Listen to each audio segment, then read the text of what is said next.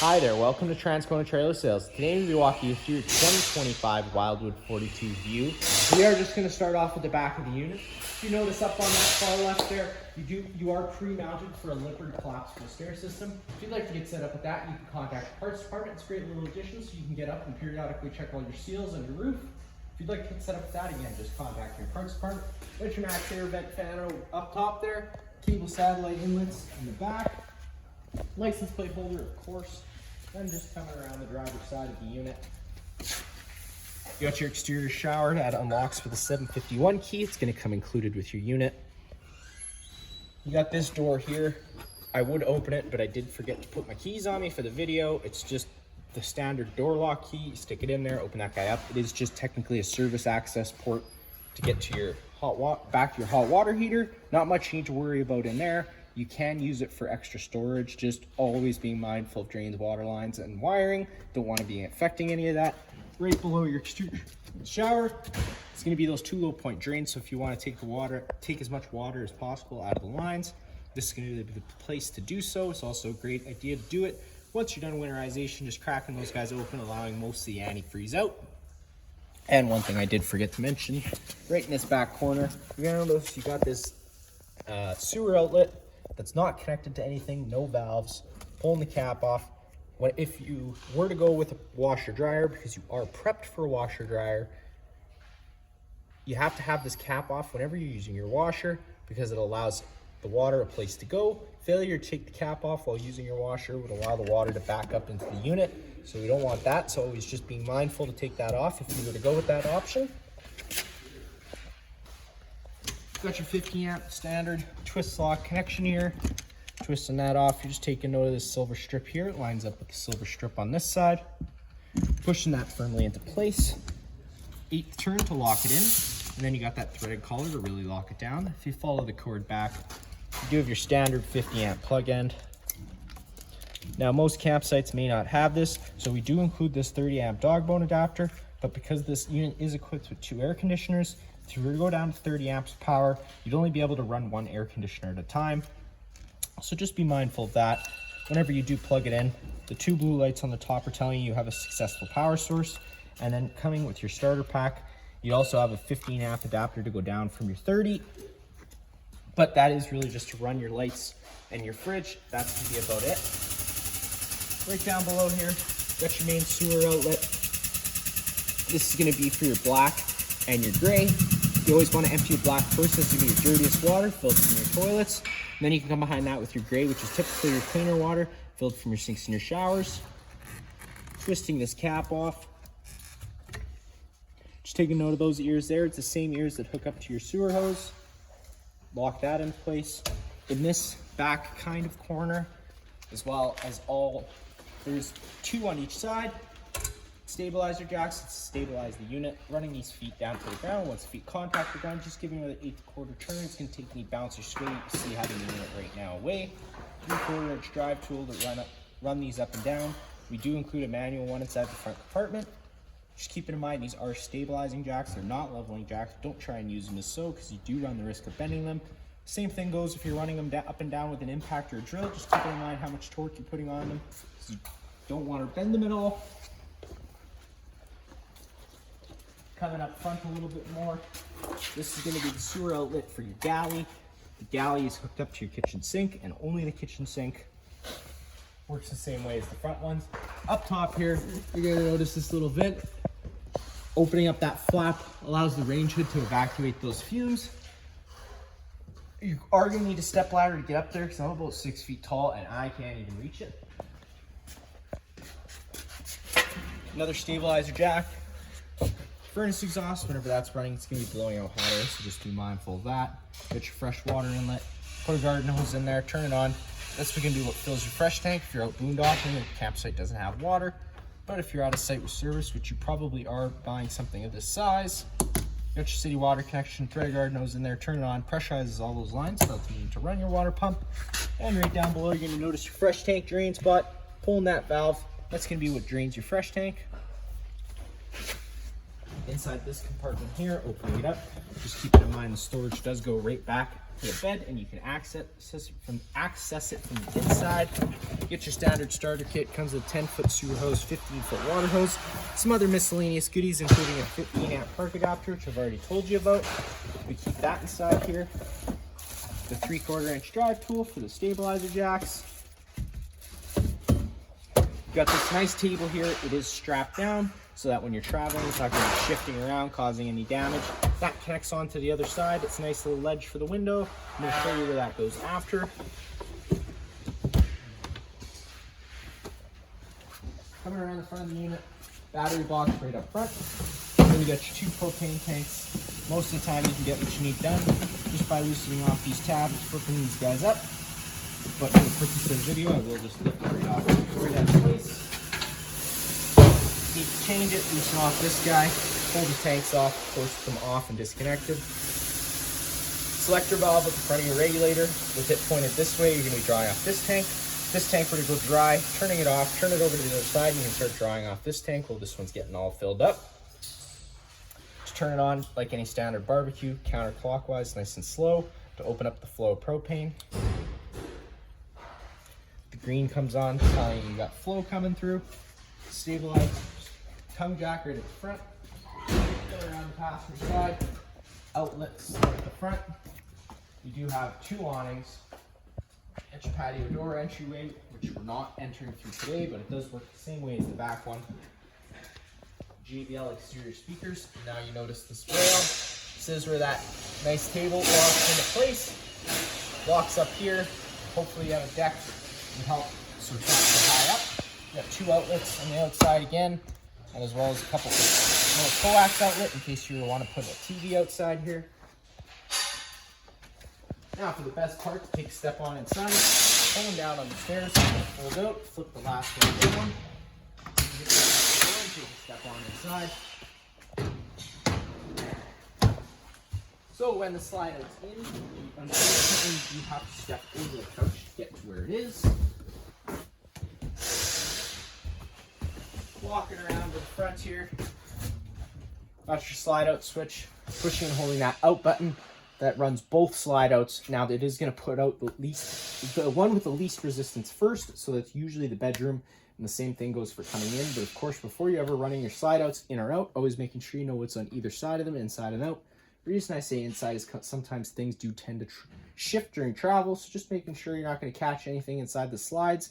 Trying to be visual, having a second person helps, especially for on the outside. You don't want to run it into anything. But then it's just as simple as pushing and holding the out button. The slide out's going to start making its way out, and of course, like I said, the bedroom one, you can hear it coming out now. Once these slide outs are both at their full extension, you're going to hear the motors kind of wind up a little bit, and the lights will probably dim, and that's when you can let off the button. Otherwise, you could trip the breaker. So you heard it wind up like so that's when you're done. A good way to double check that you're fully extended. It's just checking the seal to make sure the seal's caught on the slide out is connected with the wall. That way there's no water that's going to be allowed inside. Now I'm going to take us back to the back of the unit where we can start off. You got your rear awning control on the wall here. This light switch does turn on the ceiling fan up top. I do have the ceiling fan off right now, which is why it didn't turn on. GFI plug. Opening up this door. These doors do open weird. I will warn you, if you're expecting it to open normally, it does not. You could walk right into it like I did. They kind of slide and push over. Taking a step down, light switch on the left. Your main GFI plug is on the wall here. You got reset up top, test in the middle. If you ever have an outlet that doesn't work, this would be the first place I'd look, just making sure that isn't tripped, because a lot of the plugs are hooked up through GFI in this unit. Got your sink, hot and cold water, pretty standard. Storage over here. We do have toilet roll holder. We just leave that out so you can choose where you put it. Right down below you got your main fuse breaker panel, opening up that guy. You got all your breakers up top. Whenever breaker trips, it's going to sit in the middle, so you do just have to turn it off and then back on again to reset it. You have all your corresponding fuses on the right here. All the blinds in the bathroom, bunk spaces, and bedroom are going to work the same way.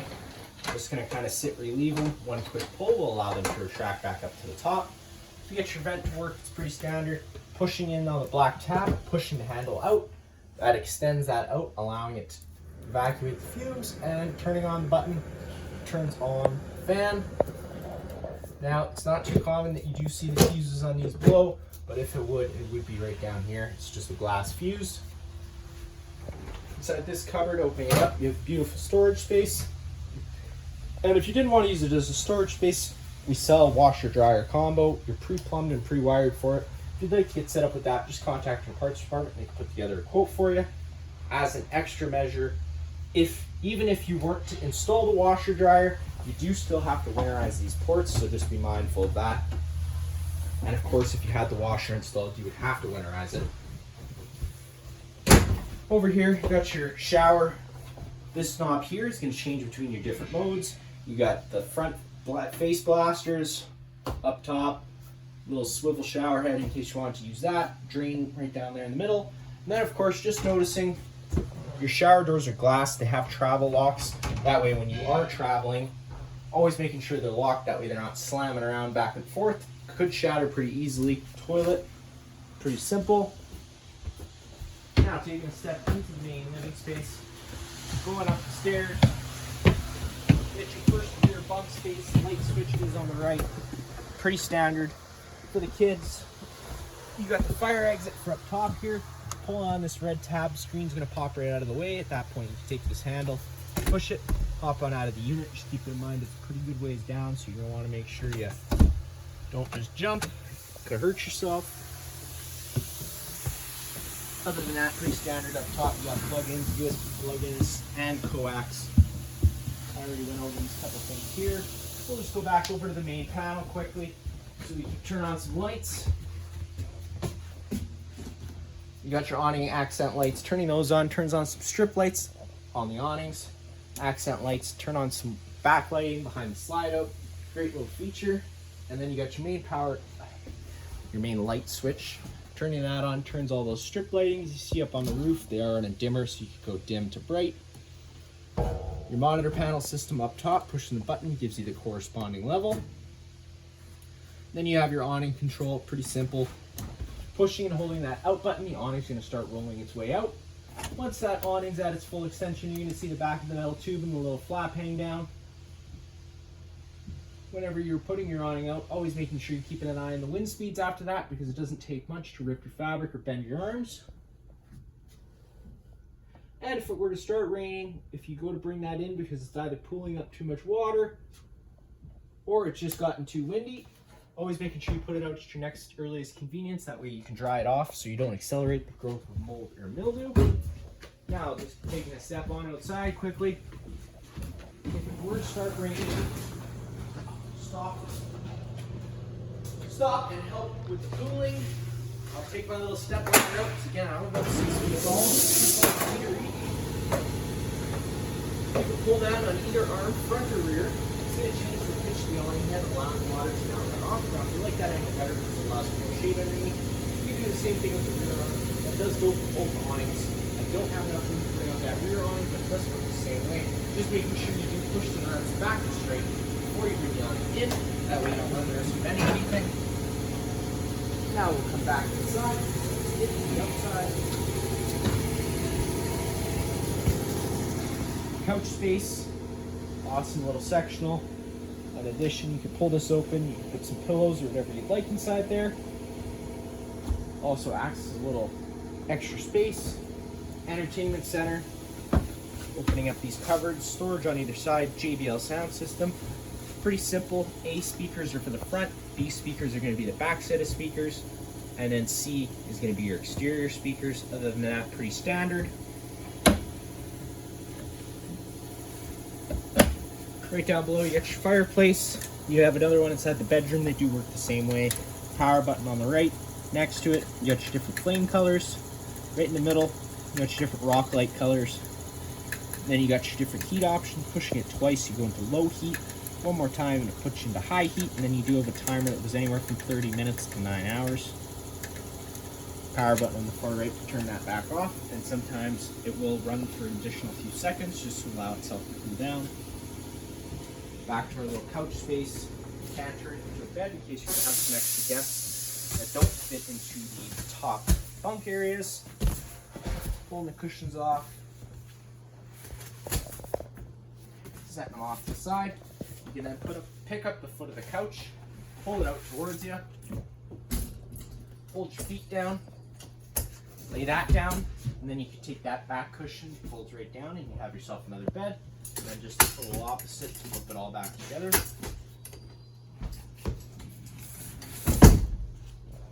The light switch here to turn on some accent lighting.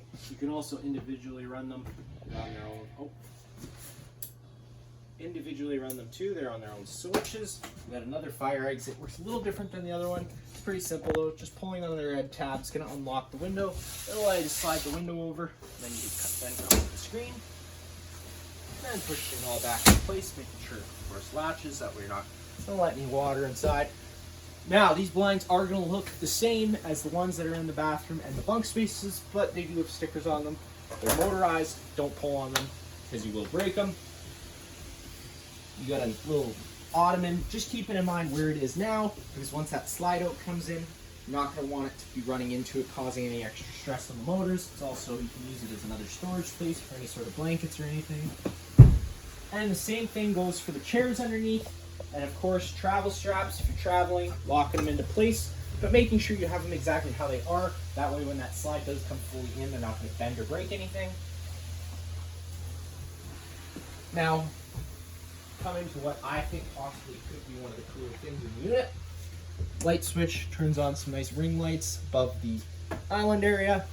And then you got all your different shade controls as well as a TV lift. Switch that TV lift on.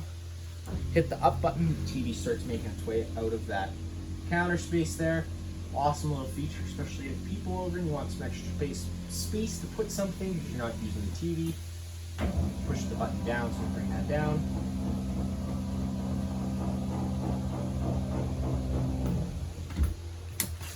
Additional to that, you got all your different shade controls. So you got all your upper shades, and you can run them all at the same time or individually. Obviously, pushing the switch up turns on the motor.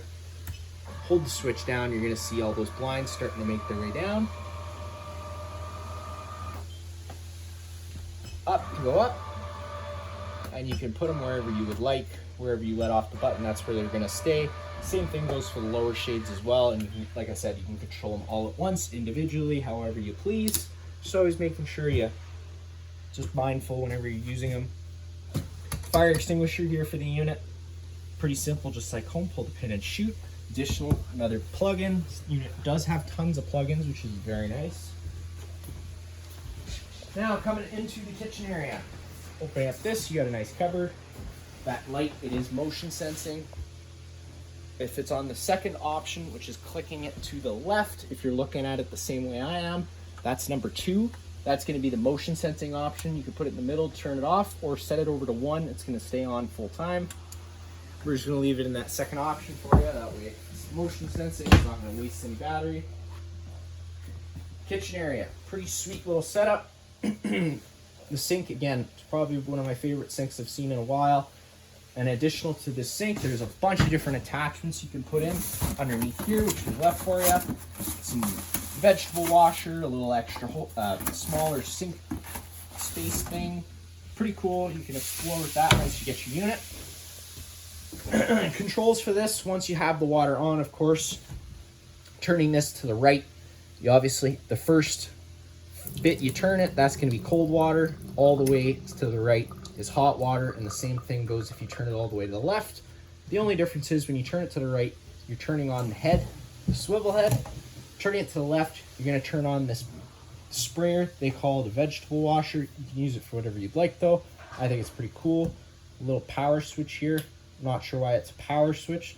Power label. Turning that to the left closes your drain so you can fill it up with water. Turning it to the right opens it up so you're going to be draining your water. Soap pumper. The bottle is underneath. Righty-tighty, lefty-loosey to get it off. Now, cup washer. Awesome option.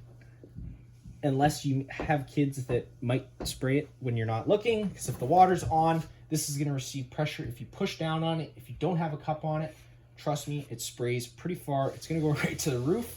So always making sure you have a cup on it whenever you are using it, unless you like cleaning up a mess. All this does have to be winterized, keep in mind.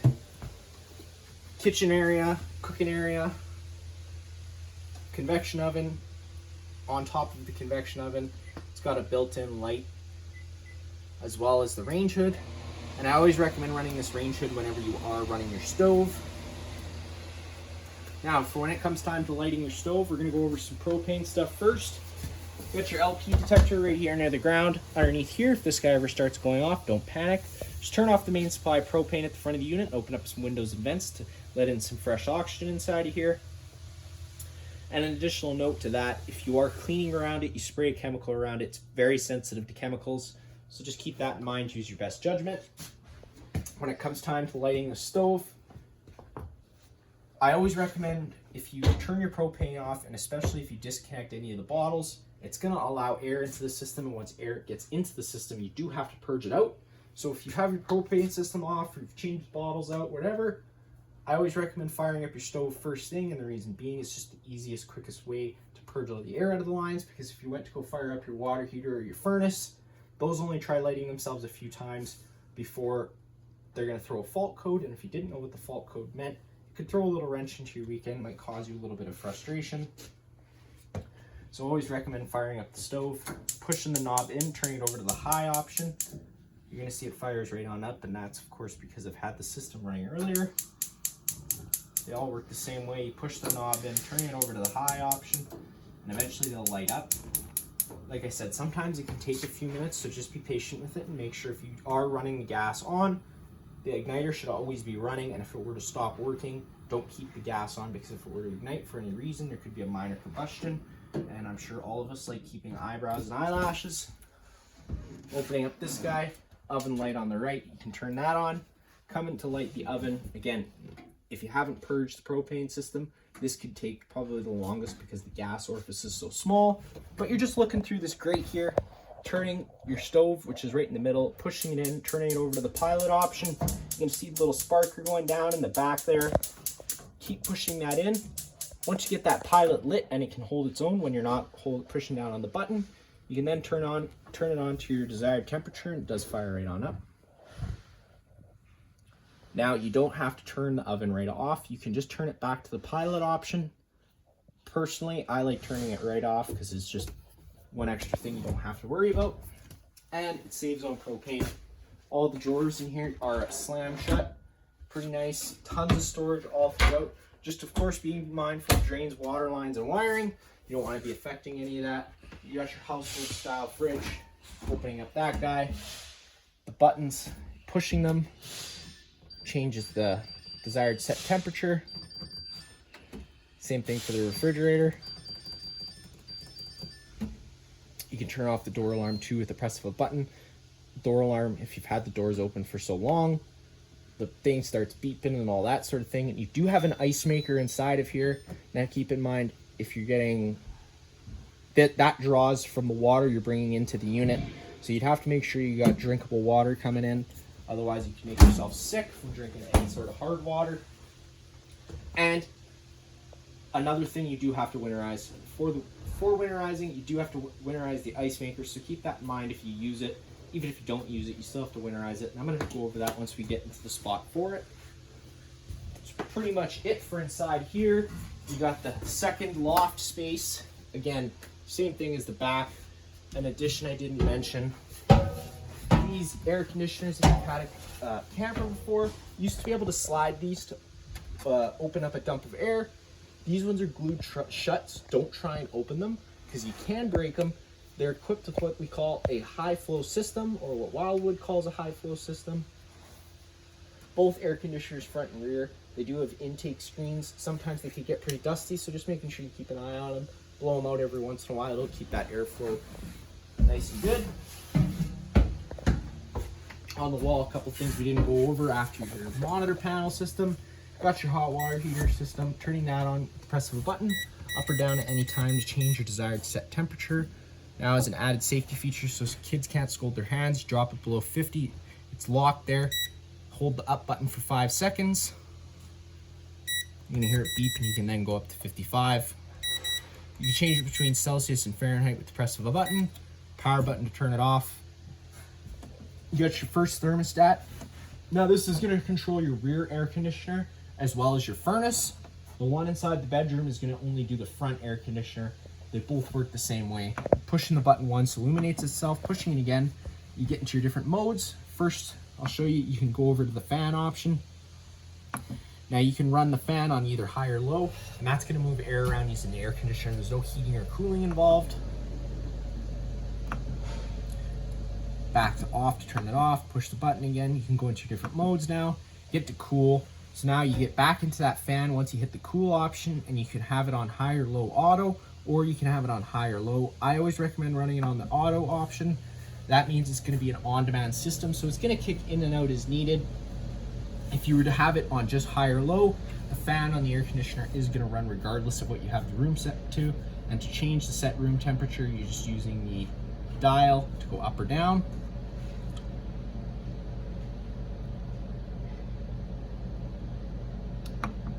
After cool, you go over to heat. Now that's gonna kill the air conditioner, fire up your propane furnace.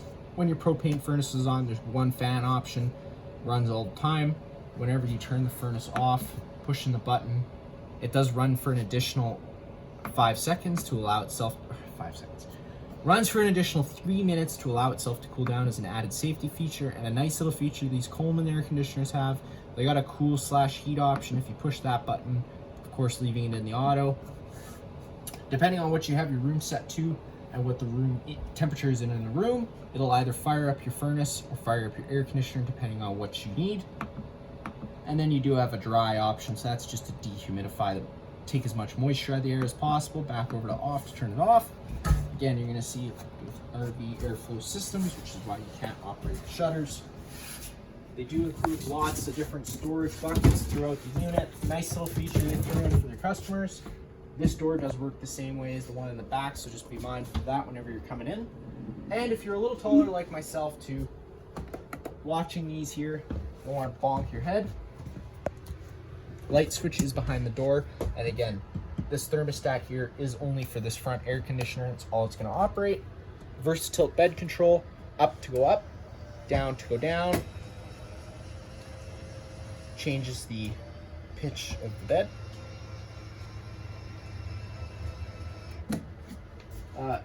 Beautiful little counter space here, little drawer section. Main coax outlet, you notice this little black button. Turning this on does turn the antenna on the roof. Now that also improves radio frequency and cell phone frequency. Of course, whenever you leave the unit, turning it back off because it does draw off battery power. Plug-ins, of course, all throughout. On either side of the bed, you do have USB and USB-C plug-ins.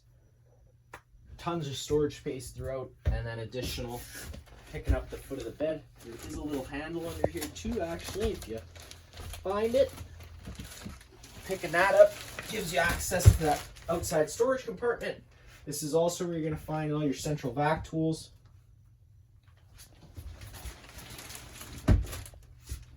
Fireplace, already went over the front one.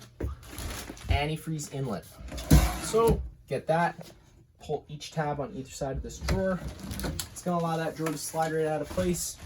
Now you're going to find that bypass hose. Take the cap off, stick it into your jug of antifreeze, follow the hose back. You are going to come to a valve, turning that over. And that's going to be what bypasses the water tank and draws off the hose. So you can winterize. And in addition to that, you're going to have to come back here. If you notice way in the back, there's a little cutout hole here underneath the drawer slider. You're going to see a little white tube with a little plunger attached on the end. That is where you get access to for the ice maker for the fridge to turn it on or off. That is going to be it for this unit here. If you have any other questions, feel free to give us a call.